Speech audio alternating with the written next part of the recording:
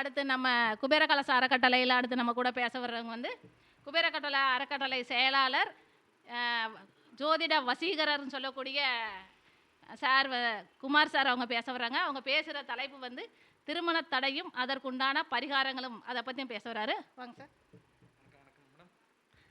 அனைவருக்கும் வணக்கம். நம்மளுடைய குபேர கலச அறக்கட்டளை நடத்தும் 21வது மாத கருத்தரங்கம், கிட்டத்தட்ட 21 மாத கருத்தரங்கம் நடத்துறதுங்கிறது ரொம்ப சின்ன விஷயம் கிடையாது, ரொம்ப பெரிய விஷயம். அது அழகாக இன்ன வரைக்கும் நம்ம கூட்டாக இருந்து நிறைய ஜோதிட ஜாம்பவான்கள் வந்து ஒவ்வொரு கருத்தரங்கத்திற்கும் வந்து அவங்களுடைய கருத்துக்களை வந்து இங்கே நிறைய மக்களுக்கு கொடுத்துருக்காங்க. அதில் நிறைய பேர் கலந்துருந்தால் கூட ஒவ்வொரு மாதமும் தனித்தனி சிறப்புகள் வந்து நமக்கு எப்போவுமே நடந்துக்கிட்டே இருக்கும்.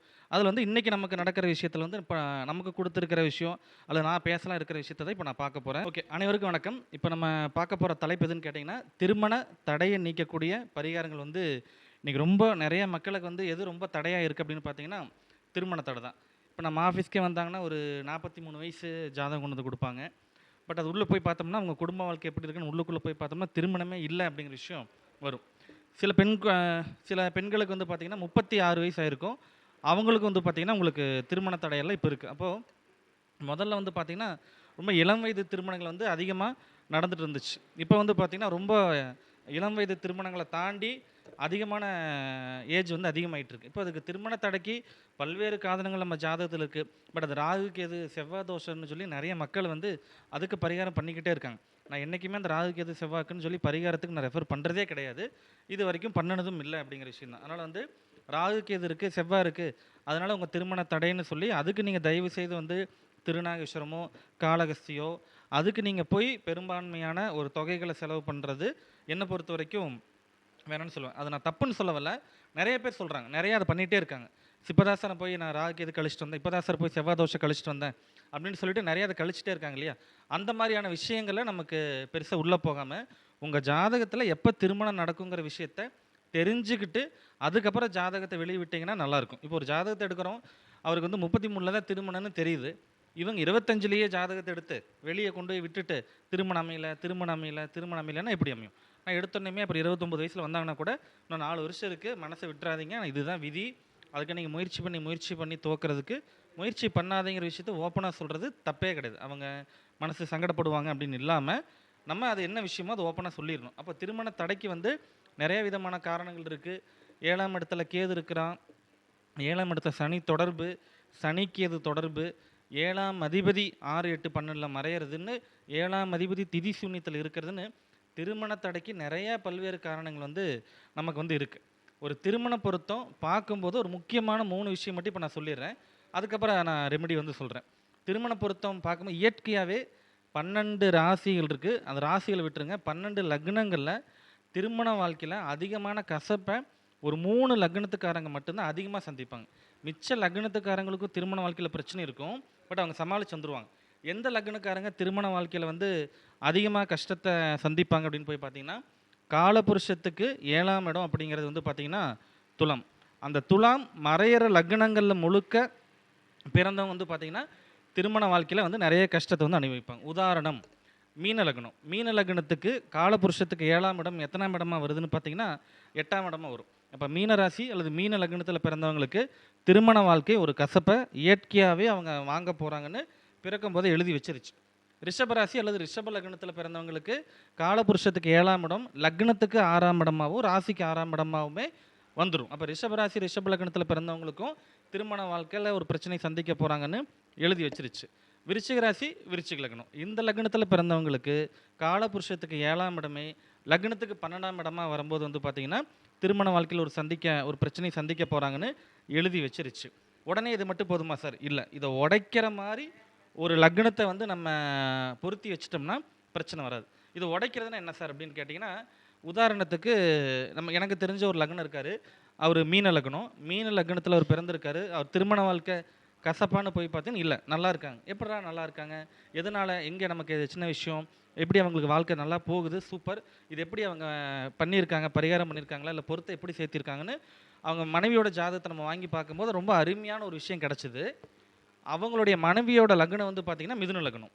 அப்போது காலபுருஷத்துக்கு 7ஆம் இடம் 1, 5 இல்லை 9 வர்ற லக்னத்தை இந்த லக்னத்துக்காரங்களோட பொருத்தி வச்சிட்டோம்னா அவங்க கடைசி வரைக்கும் இணை பிரியாமல் இருப்பாங்க அப்படின்னு அர்த்தம். இப்போ எனக்கு தெரிஞ்சு ஒரு அண்ணா இருக்காங்க. அண்ணனோட லக்னம் வந்து கும்ப லக்னம். அவங்க அக்காவோட லக்னம் வந்து பார்த்தீங்கன்னா, அவங்க மனைவி லக்னம் வந்து ரிஷப லக்னம். அவங்க லக்னத்துக்கு நேர் 9ஆம் இடமா அவருக்கு இருக்கிற காரணத்தினால அவங்க வாழ்க்கை என்னைக்கும் பிரியாம நல்லா இருக்குன்னு அர்த்தம். புரியுது இல்லைங்களா? ஆமா. Yes, yes, yes. மீன லக்னத்துல பிறந்தவங்களுக்கு விருச்சிக லக்னத்தை சேர்த்தக்கூடாது. மீன லக்னத்துல பிறந்தவங்களுக்கு இயற்கையாவே ரிஷப லக்னத்தை சேர்த்தக்கூடாதுங்கிறத இதோட ரூல் நான் சொல்லிட்டு இருக்கேன். புரியுது இல்லையா? அப்போ மீன லக்னத்துல நீங்க இருக்கீங்க அப்படின்னா, உங்களுக்கு என்னென்ன லக்னம் ஒரு நல்லா இருக்கும் அப்படின்னு போய் பார்த்தீங்கன்னா, இயற்கையாவே வந்து கும்ப லக்னம் ஒத்து வரும். ஏன்னா கும்ப லக்னத்துக்கு காலபுருஷத்துக்கு 7ஆம் இடம் 9ஆம் இடமா வருது. அப்போ இயற்கையாவே அந்த கும்ப லக்னத்துல பிறந்தவங்களுக்கு திருமணத்துக்கு அப்புறம் பாக்கியம்னு எழுதி வச்சிருச்சு. மிதுன லக்னத்துல பிறந்தவங்களுக்கு காலபுருஷத்துக்கு 7ஆம் இடம் 5ஆம் இடமா வருது. அப்போ இவங்களுக்கும் அது பாசிட்டிவாக எழுதி வச்சிருச்சு. மேஷ லக்னத்தில் பிறந்தவங்களுக்கும் அது பலமாக இருக்குது. அப்போ இந்த லக்னத்தில் எந்த லக்னம் சேர்த்தணும் அப்படிங்கிறதுல இந்த ஒரு டிப்ஸை நீங்கள் ஃபாலோ பண்ணி பார்த்தீங்கன்னா, இந்த டிப்ஸில் தான் அவங்க லைஃப் நல்லா போயிட்டுருக்கு. அப்போது இந்த மாதிரி ஒரு குடும்ப விஷயத்தை நம்ம ஜாதக ரீதியாக பலம் குறைவாக இருக்கிறத இந்த மாதிரி ஒரு ஜாதகத்தை நம்ம சேர்த்து வைக்கும்போது நல்லாயிருக்கும். இன்னொரு டிப்ஸும் எழுதிக்கிங்க. ஏன்னா ஜோதிட மாணவர்கள் பார்த்துட்டு இருப்பீங்க. உங்கள் லக்னத்துக்கு அதிபதியும் 7ஆம் அதிபதியும் 6, 8, 12 வந்தாங்கன்னா திருமண வாழ்க்கையில் ஒரு முறிவு இருக்குது அப்படின்னு அர்த்தம். உதாரணம், உங்கள் லக்னம் கும்ப லக்னம்னு வச்சுக்கோங்க. கும்ப லக்னத்துக்கு நேர் 7ஆம் இடம் அப்படிங்க நேற்று பார்த்த ஜாதகம். கும்ப லக்னத்துக்கு நேர் 7ஆம் அதிபதி வந்து அவங்களுக்கு சூரியன் வந்து உச்சமாக இருக்கார். மேஷத்தில் பரணி நட்சத்திரத்தில் அவருக்கு இருக்கார். கிட்டத்தட்ட 75ல் பிறந்த ஜாதகம் இருக்குது. லக்னாதிபதின்னு சொல்லக்கூடிய சனி வந்து பார்த்தீங்கன்னா அவருக்கு வந்து ரிஷபத்தில் சம்மந்தப்படுறாங்க. அப்போது லக்னாதிபதிக்கு 12ஆம் இடத்துல 7ஆம் அதிபதி அவருக்கு இருக்குது. அப்போ முதல் திருமண வாழ்க்கை அவருக்கு சோபிக்கல, முறிவை சந்திச்சிட்டாங்க. இந்த மாதிரி நிறைய ஜாதகங்களில் லக்னாதிபதி எந்த வீட்டில் போய் இருக்காரோ 7ஆம் அதிபதியும் நல்லா இருக்கணும்.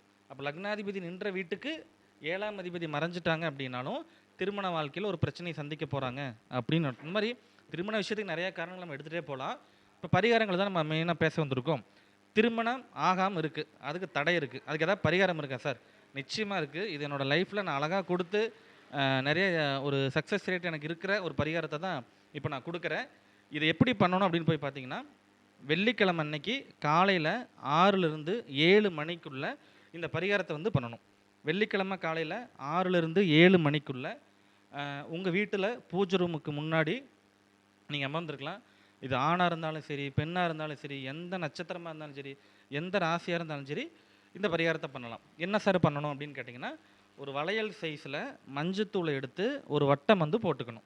ஒரு சாமி படம் 5 படம் வச்சுருப்பீங்க இல்லையா உங்கள் வீட்டில், 5 படத்துக்கு முன்னாடி நீங்கள் சாமி முன்னாடி உட்காந்துக்கலாம். காலையில் 6லேருந்து 7 சுக்கர ஓரையில் நல்லா தலைக்கு குளிச்சுட்டு பவ்யமாக உட்காந்து ஒரு மஞ்சளில் ஒரு வட்டம் போட்டுக்கணும். அது சின்ன வளையல் சைஸில் ஒரு காப்பு சைஸில் போட்டுக்கிறீங்க. அதுக்குள்ளே சின்னதாக ஒரு அகல் விளக்கு வைக்கிறீங்க. கார்த்திகை தீபத்தை உள்ளுக்குள்ளே வைக்கிறீங்க. நெய் ஊற்றிக்கணும். அந்த வட்டத்துக்கு வெளியில் வந்து ஃபுல்லாக நம்ம வந்து மல்லிகைப்பூ மட்டும் கொஞ்சம் உதிரிப்பூ போட்டுக்கணும். மல்லிகைப்பூ, வட்டம், வட்டத்துக்குள்ளே கார்த்திகை தீபம்.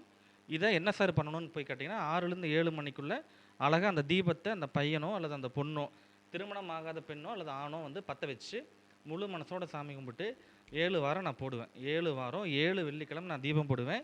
7 வாரம் முடிகிறதுக்குள்ளே எனக்கு திருமண தடை விலகணும் சாமி, எனக்கு பொண்ணு அமையணும், அவ்வளோதான் அப்படின்னு முழு மனசோட வேண்டிக்கிட்டு குலதெய்வத்தை கும்பிட்டுட்டு 7 வாரம் 7 வெள்ளிக்கிழமை இந்த தீபத்தை நீங்கள் போடணும். இதனோட அனுபவத்தில் 3வது வாரத்திலேயே மாப்பிள்ளைக்கோ பொண்ணுக்கோ அழகாக வரன் வந்துடுது. அதை அவங்க யூஸ் பண்ணிக்கிறாங்களா இல்லையாங்கிறது அவங்க கொடுப்பனையில் இருக்குது. ஆனால் இந்த 7 வார பரிகாரத்தை இவங்க கரெக்டாக வெள்ளிக்கிழமை காலையில் 6 to 7 6 to 7 போடணும். சார் பெண்ணு வச்சுருக்கோம், 3 வாரம் போட்டோம், 1 வாரம் பாப்பா வந்து மாதாந்திர தீட்டு ஆகிட்டாங்க, என்ன சார் பண்ணுறது? ஒன்றும் தப்பு இல்லைம்மா, அதுக்கு அடுத்த வாரம் போட்டுருங்க, ஓகேவா? மொத்தத்தில் 7 வாரங்கிறத நீங்கள் 7 வாரம் தொடர்ச்சியாக போடணும்னு அவசியம் இல்லை. 1 வாரம் விட்டு கூட நீங்கள் போடுங்க. அந்த மாதிரி நீங்கள் போகும்போது இயற்கையாகவே திருமண தடை வந்து விலகும். விளக்கு போட்டு முடிச்சதுக்கப்புறமா நீங்கள் அந்த விளக்கை எடுத்து வச்சிடலாம். எவ்வளோ நேரம் எரியுதோ அவ்வளோ தூரம் நமக்கு வந்து நல்லது. இந்த விளக்கு நீங்கள் போட்டு முடிச்சதுக்கு 7 வாரம் ஏதாவது விரதம் இருக்கணுமா, நான்வெஜ் சாப்பிடக்கூடாதா, நல்லது கெட்டதுக்கு போகக்கூடாதா, இந்த மாதிரி நிறைய பேர் வந்து கேட்பாங்க. அந்த மாதிரி நல்லது கெட்டதுக்கு போகக்கூடாதுன்னெலாம் கிடையாது. தாராளமாக நீங்கள் எல்லாத்துக்கும் போங்க வாங்க, அது பிரச்சனை இல்லை. வீட்டில் நான்வெஜ் எடுக்கிற விஷயம் அது எப்பவும் போல் நீங்கள் சண்டே எடுக்கிறீங்களா எடுங்க, அது ஒன்றும் குறை இல்லை. இந்த தீப பரிகாரம், மஞ்சள் தீப பரிகாரம் வந்து நல்லாயிருக்கும். முக்கியமான விஷயம், மஞ்சள் வட்டம், மஞ்சள் கலந்த நெய்யில் தான் தீபம் போடணும். அந்த திரியும் மஞ்சளாக தான் இருக்கணுங்கிறத குறிப்பாக எழுதிக்கோங்க. திரியில் மஞ்சத்தூள் தடவினாலும் சரி, இல்லை மஞ்சள் திரின்னு கடையில் கேட்டிங்கன்னா கிடைக்கும். மஞ்சள் திரி கேட்டு மஞ்சள் இது சார்ந்த விஷயத்தில் நீங்கள் வந்து போடணும். அப்போது இந்த 3 விஷயத்தையும் அழகாக சேர்ந்து வெள்ளிக்கிழமை ஒரு 7 வெள்ளிக்கிழமை நீங்கள் போட்டிங்கன்னா முழு நம்பிக்கையோடு அதை பண்ணுங்கள். கண்டிப்பான ஒரு மாற்றத்தை கொடுக்குங்கிறதுக்கு உதாரணமாக இருக்குது. அடுத்தது திருமணம் ஆகாதவங்க வந்து பார்த்தீங்கன்னா, திருமணம் நடக்குது இல்லையா? இப்போது ஒரு கல்யாணம் நடக்கும். உதாரணத்துக்கு நீங்கள் மருதமலை கோயில் பார்த்து வச்சுக்கிறீங்க, இல்லை சிவன் மலை பார்த்து வச்சுருங்க, பழனி பார்த்து வச்சு உங்கள் சொந்தத்திலேயே வரணுங்கிற அவசியம்லாம் கிடையாது. முகூர்த்த நாள் வர அன்றைக்கி நேர் கிளம்பி போயிருங்க. கிளம்பி போயிட்டு ஒரு திருமணம் நடக்கும் இல்லையா? அந்த காலத்தில் நம்ம பெரியவங்க வந்து வயசு பொண்ணுங்களாக இருக்கலாம், வயசு பசங்களாக இருக்கலாம், கல்யாணத்துக்கு கூட்டிகிட்டு போவாங்க. இப்போல்லாம் என்ன பண்ணுறோம்? நைட்டு போகிறோம், பஃபே சிஸ்டர் சாப்பிட்றோம், கூடுன்னு வந்துடுறோம். இந்த தாலி கட்டுறதை யாருமே பார்க்குறதே இல்லை. தாலி கட்டுற நிகழ்வுகளை பார்க்கணுங்கிறதுக்காக தான் அந்த காலத்தில் பெரியவங்க வந்து பார்த்திங்கன்னா எல்லா கல்யாணத்துக்கும் பெண் குழந்தைகளை அழைச்சிட்டு போவாங்க. 3 நாள் தங்கி இருந்தெல்லாம் திருமணத்தை வந்து முடிச்சுட்டு வருவாங்க. எங்கள் தாத்தா சொல்லியிருக்காங்க. இப்போல்லாம் அப்படி இல்லை. தாலி கட்டுறப்ப போய் பார்த்தா மினிமம் 10-20 பேர் தான் உட்காந்துருக்காங்க. அதனால தான் இவ்வளோ திருமண தடைகள் வந்து வருது. என்னைக்கா இந்த வீடியோ பார்க்குற ஒரு சில நண்பர்கள் நான் கொடுக்குற வேண்டுதல் என்னென்னா, தயவு செய்து முகூர்த்தத்துக்கு போங்க, முகூர்த்தத்துக்கு போய் அட்டன் பண்ணுங்கள். அந்த தாலி கட்டுற நிகழ்வில் மக்களை வாழ்த்துங்க, அது நல்லது. இப்போ இந்த கல்யாணம் ஆகாதவங்க என்ன பண்ணணும்னு கேட்டிங்கன்னா, ஒரு 10 கல்யாணத்தை பார்த்தாங்கன்னா திருமணத்தோட தடை தோஷம் நீங்குங்கிறது அதோட அர்த்தம். அப்போது திருமண தடைக்கு நீங்கள் என்ன பண்ணணும்னா, ஒரு கல்யாணம் நடக்கிற இடத்துக்கு போயிருங்க. முன்கூட்டியே போய் முன் வரிசையில் போய் நின்றுக்குங்க. அது பொண்ணாக இருந்தாலும் சரி, பையனாக இருந்தாலும் சரி, முன் வரிசையில் போய் அமர்ந்துட்டு அழகாக அவங்க போடுறாங்க இல்லையா அட்சதை, அதாவது உங்களுக்கு பின்னாடி இருந்து அந்த வரனுக்கு தாலி கட்டக்கூடிய கணவனுக்கு, அந்த பொண்ணுக்கோ பையனுக்கோ தான் பெரியவங்களும் அர்ச்சனை போடுவாங்க. நீங்கள் முன்னாடி நிற்கிறீங்களா, அந்த அர்ச்சனை உங்கள் தலைமையில் விழுமில்ல, அதுதான் உங்களுக்கு ஆசீர்வாதம். புரியுது இல்லைங்களா? அப்போ அந்த முன்னாடி இருக்கிற ஒரு புதுமண தம்பதிகளுக்கு முன்னாடி நீங்கள் போய் நிற்கும் போதும் அந்த பிரபஞ்சம் உனக்கு அடுத்ததாக உனக்கு நான் பண்ணித்தரப்பான்னு ஆசீர்வதிக்கிறதா அர்த்தம். அப்போ இந்த மாதிரி நீங்கள் போய் நிற்கும்போது வெளியிருந்து எல்லோரும் போகிற அந்த அட்சதை உங்கள் தலைமையில் விழும்போது உங்களுக்கும் அந்த தோஷம் நீங்குங்கிறது அர்த்தம். அப்போது இந்த பரிகாரத்தை நீங்கள் வந்து ஒரு எதுவா முகூர்த்த நாளாக வந்தாலும் சரி, மினிமம் ஒரு கோயிலுக்கு போய் ஒரு 10 கல்யாணத்தை இதே மாதிரி அட்டன் பண்ணிட்டு வந்துட்டிங்கனாலும் உங்களுக்கு திருமண தடை நீங்குங்கிறதும் என்னோடய அனுபவ ரீதியாக நான் வாடிக்கையாளருக்கு சொல்லிகிட்டு இருக்கிற விஷயமா இருக்குது. அவங்க ஜாதகத்தில் இன்னும் டீட்டெயிலாக உள்ளே போகலாங்கிறது வேறு. பட் பொதுவாக எல்லோரும் நீங்கள் தெரிஞ்சுக்கணுங்கிறத இந்த பரிகாரத்தை சொல்லிகிட்டு இருக்கேன். இது 2வது பரிகாரம். 3வது பரிகாரம் ஒன்று சொல்கிறேன். இந்த பரிகாரம் என்ன சார் பண்ணணும் அப்படின்னு போய் கேட்டிங்கன்னா, வெள்ளிக்கிழமை அன்னைக்கு காலையில் உங்களுடைய தாய் தந்தை, அதாவது யாருக்கு கல்யாணம் ஆகாமல் இருக்கோ அவங்களுடைய தாத்தா அல்லது பாட்டி இருந்தாங்கன்னா, தாத்தா பாட்டி இல்லை, பெரியப்பா பெரியம்மா, அதாவது நான் சொல்கிற விஷயம் எப்படி இருக்குன்னா, தம்பதி சகிதமாக வாழ்ந்துருக்கணும், அழகாக குழந்தை பிறந்திருக்கணும். இந்த 2 திருமணம் எதுவும் இல்லாமல் இருந்தால் ரொம்ப நல்லது. மொத்தத்தில் நிறைவாக வாழ்ந்த தம்பதிகளை வச்சுக்கணும். அவங்க தாத்தா பாட்டி தான் நிறைவாக வாழ்ந்துருப்பாங்க. தாத்தா பாட்டி இல்லைன்னா பெற்ற தாய் தந்தை கூட இருக்கலாம். என்ன சார் பண்ணணும்? அப்பாவும் அம்மாவும் கிழக்க பார்த்து நிற்கணும். கீழே வந்து ஒரு வெள்ளி தட்டம் இருந்தால் நல்லது, இல்லை செம்பு தட்டம் இருந்தால் சரி. அந்த தட்டம் எவ்வளோ பெருசாக இருந்தால் நல்லது. அந்த தட்டத்தில் தந்தை தாய் இருக்கட்டுமே, தந்தையோட வலதுகால் தாயோட வலதுகாலை வந்து வச்சுக்கணும். இந்த தம்பி இருக்கார் இல்லையா, தம்பி இருக்கலாம் அல்லது பொண்ணாக இருக்கலாம், யாருக்கு திருமணம் நடக்கலையோ அவங்க பாத பூஜை பண்ணணும். எப்படி பண்ணணும்? ஃபஸ்ட்டு இவங்க குளிக்கக்கூடாது. குளிக்காமே காலை நேரமே எந்திரிச்சு வெள்ளிக்கிழமை காலையில் தட்டத்தில் அம்மா அப்பா காலை அதில் வச்சுட்டு, பாதத்தை வச்சுட்டு 1 லிட்டர் பால் வாங்கி ஃபுல்லாக அந்த பாலை வந்து அழகாக காலில் ஊற்றிட்டு அம்மா அப்பா குளித்து ஃப்ரெஷ்ஷாக ரெடி ஆகிக்கணும். இவங்க மட்டும் அது குளிக்காமல் ஃபஸ்ட்டு காலை ஊற்றிக்கிறீங்க. காலை ஊற்றுனதுக்கப்புறமா அந்த பால் வந்து தேங்கி நிற்கிது இல்லையா, தேங்கி நிற்கிறத எடுத்து தொட்டு கும்பிட்டுட்டு அதை அப்படியே அந்த ஒரு பாத்திரத்தில் மாற்றிட்டு அழகாக நேர் உள்ளே போகணும். பாத்ரூம்குள்ளே போயிட்டு அந்த பாலை அவங்க தலைக்கு ஊற்றி குளிக்கணும். அதான் தாய் தந்தையோட பாத பூஜை பண்ணின அதை தீர்த்தமாக எடுத்து, ஏன்னா அவங்ககிட்ட இருந்து தான் நம்ம வந்திருக்கோம். அதனால் அது வந்து நமக்கு தீர்த்தமாக தான் நம்ம எடுத்துக்கணும். ஏன்னா பெத்த தாய் தந்தை தான் நமக்கு கடவுள். அதை நம்ம தீட்டை பார்க்கக்கூடாது. அவங்களுடைய பாலை நம்ம தலைமையில் ஊற்றி குளிச்சுட்டு அந்த பொண்ணோ பையனோ குளிச்சுட்டு ரீஃப்ரெஷ் ஆகிட்டு புது துணி தான் போடணும். ஓகேவா? புது ட்ரெஸ்ஸு தான். பொண்ணு மாப்பிள்ளை ரெடி ஆகிற மாதிரி ரெடி ஆகிக்கணும். ஒரு பையனாக இருக்கானா வெள்ளை வேஷ்டி வெள்ளை சட்டை எடுத்து போட்டுக்கிடா தம்பி. ஓகே, பொண்ணாக இருக்கியா அழகாக நீ ஒரு நீட்டாக ஒரு ரோஸ் கலரோ இல்லை எல்லோ கலரோ நல்ல புடவை கட்டிக்க சாமி. ஓகேவா? தலை நிறையா மல்லிப்பூ வச்சுக்கோங்க. அப்பா அம்மாட்ட பழையபடி ரிட்டன் வரீங்க. அப்பா அம்மா கையில் ஃபுல்லாக மல்லிப்பூ வச்சுக்கணும். மல்லிப்பூ வச்சுக்கிட்டு இந்த குழந்தை வந்து ஆசீர்வாதம் வாங்கும்போது எண்ணி 90 நாளுக்குள்ளே, எண்ணி 6 மாதத்துக்குள்ளே உனக்கு நல்லது நடக்கட்டும் சாமின்னு மனசார அவங்க அந்த மல்லிகைப்பூ போட்டு வாழ்த்துனாங்கன்னா கண்டிப்பாக பெத்த தாய் தந்தை ஒன்றா இருந்து இந்த பாத பூஜை பண்ணி வெள்ளிக்கிழமை அன்னைக்கு இந்த பரிகாரத்தை பண்ணினாங்கன்னா நிச்சயமாக அவங்களுக்கு வந்து ஒரு திருமண தடை விலகி நல்ல இடத்துக்கு அவங்க ஒரு வரன் அமையுதுங்கிறதும் என்னோட அனுபவ ரீதியாக விஷயம். அதனால் இந்த 3 விஷயத்த இந்த வீடியோ பார்த்துட்டு இருக்கிற நபர்கள் வந்து அழகாக ஷேர் பண்ணி அடுத்தடுத்த மக்களுக்கு இதை சொல்லி இதெல்லாம் கொஞ்சம் நீங்கள் பண்ணினீங்கன்னா அடுத்தடுத்து நிச்சயமான மாற்றத்தை கண்டிப்பாக கொடுக்கும்.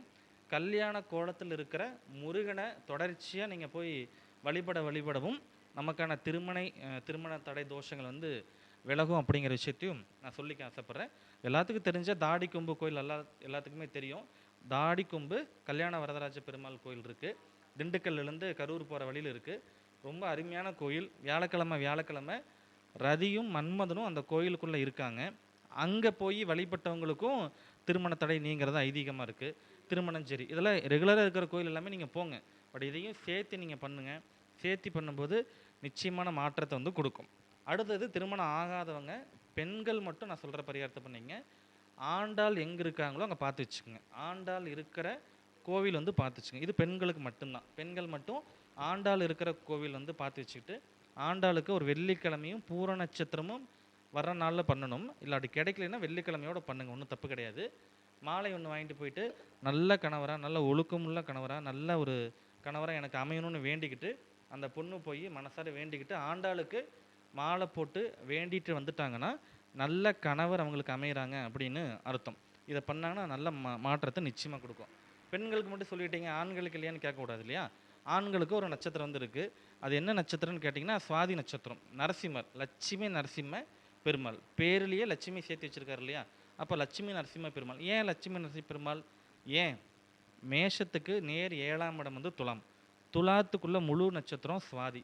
சுவாதியில் பிறந்தது நரசிம்மர். அப்போது நாமக்கல் இருக்கக்கூடிய லட்சுமி நரசிம்மர் கோவிலுக்கு கல்யாணம் ஆகாத ஆண்கள் போயிட்டு ஃபஸ்ட்டு ஆஞ்சநேயருக்கு வெத்தலை மாலை போட்டு, ஆஞ்சநேயா ராமருக்காக தூது போயிருக்க, எனக்காக போய் சாமி ஒரு பொண்ணை பார்த்து கொடு, பொண்ணு வீட்டில் பிடிக்கணும், என் முகத்தை பிடிக்கணும், என் ஜாதகம் செட் ஆகணும், எப்போ பார்த்தாலும் கழிச்சு விட்றாங்க, என்ன வேணாலும் நீங்கள் உங்களுக்கு பிடிச்ச மாதிரி வேண்டிக்கங்க. ஆஞ்சநேயருக்கு நீங்கள் போயிட்டு அழகாக வெத்தலை மாலை கொடுத்துட்டு எனக்காக பொண்ணு வீட்டுக்கு நீங்கள் போங்கன்னு தூது போக சொல்லுங்கள். அப்போ தான் நடக்கும்.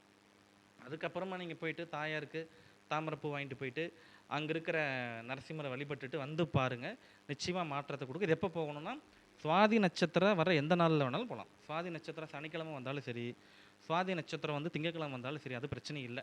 இந்த நட்சத்திரம் வர்ற அன்னைக்கு ஆண் பசங்க மட்டும் அங்கே போயிட்டு வந்து பாருங்கள், நிச்சயமாக திருமண தடைகள் வந்து விலகும். இப்போ நான் சொன்ன விஷயத்தெல்லாம் கரெக்டாக ஃபாலோ பண்ணுங்கள் தங்கங்களா. அடுத்த முறை பார்க்கும்போது ஜோடியாக அந்த வீடியோலாம் பார்க்கணுன்னு அடுத்த மாத கருத்தரங்கத்துக்குள்ளே உங்களுக்குலாம் அது ஒரு நிச்சயதார்த்தம் ஆகணும்னு நான் வேண்டிக்கிறேன். ஓகேவா? மீண்டும் இதே போல் அடுத்த ஒரு நிகழ்வில் நான் சந்திக்கிறேன்.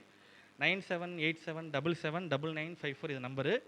வாட்ஸ்அப்புக்கு மட்டும் மெசேஜ் பண்ணுங்கள். கால் பண்ண எடுக்க முடியாத சூழ்நிலை வரும். அதனால் வாட்ஸ்அப்புக்கு மெசேஜ் பண்ணுங்கள். அதுவும் கொஞ்சம் பார்க்க சிரமமாகும். முடிஞ்ச வரைக்கும் நான் பார்த்து உங்களுக்கு நான் ரிப்ளை கொடுக்குறேன். நன்றி, வணக்கம். நான் உங்கள் குமார். ஓகே.